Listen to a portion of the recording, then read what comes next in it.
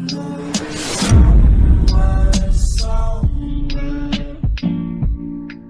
going to be a short video that I'm doing. So basically, just for fun, I decided to take 4 identical hard drives, put them in RAID, and see how fast it is. Now, all of these are Maxtor Diamond Max 10, 300 gigabyte SATA.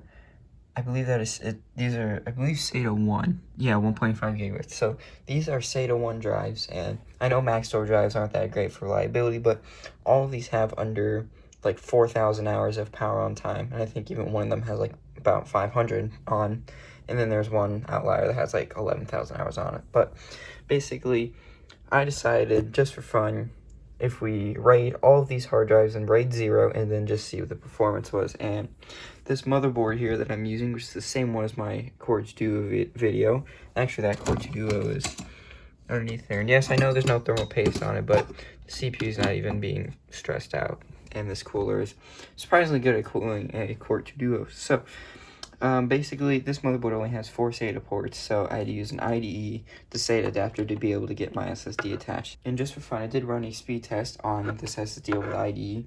So 115 megabytes per second for the reads and writes is about the same as, say, a good modern hard drive. But honestly, this thing does not boot up that slow.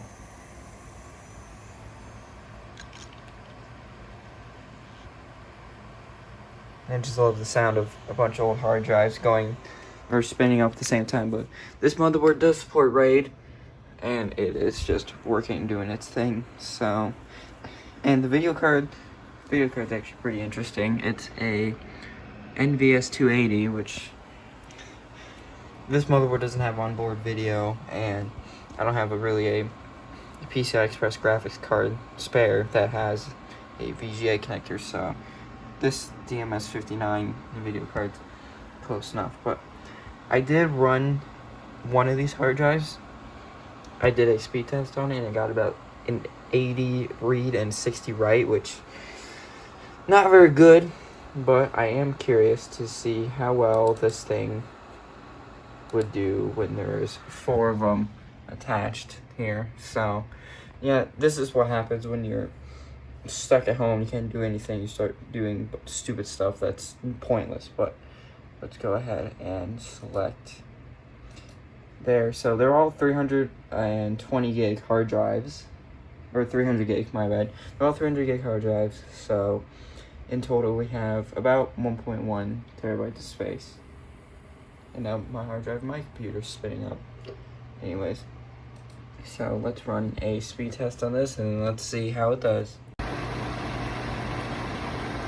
These hard drives are really quiet. You probably can't even hear it over the power supply fan. Actually, I don't know what's louder, the CPU fan or the power supply fan, but you can't even hear these hard drives. I know that's probably because they have a lot of apps on them, but let's see when they're manufactured. 2004.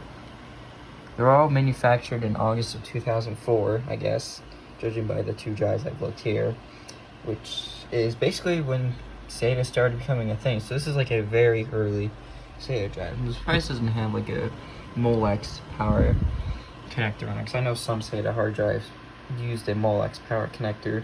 While that's testing and doing its thing, I have right here a random 500 gig Seagate certified repaired hard drive. And yeah, so the story of this is I bought a lot of hard drives, 7 of them, for like 20 bucks on eBay. Or no, it was like 10 bucks because it was like $1. It was like $1 starting bid, and then I was the only one that bid, plus like $7 or $8 shipping. So out of all those 7 hard drives, only 2 of them work. This drive and then a Seagate 80 gig drive, which I don't have anymore. But basically, I think there were some things wrong with this drive, even though it worked. I don't know if it's just because it was super slow, or there were actually some genuine things wrong with this drive. But once that's all done doing its thing, we are going to, just for fun, see what happens whenever I play this. Alright, so the Crystal Disk Mark is done, and these are the scores.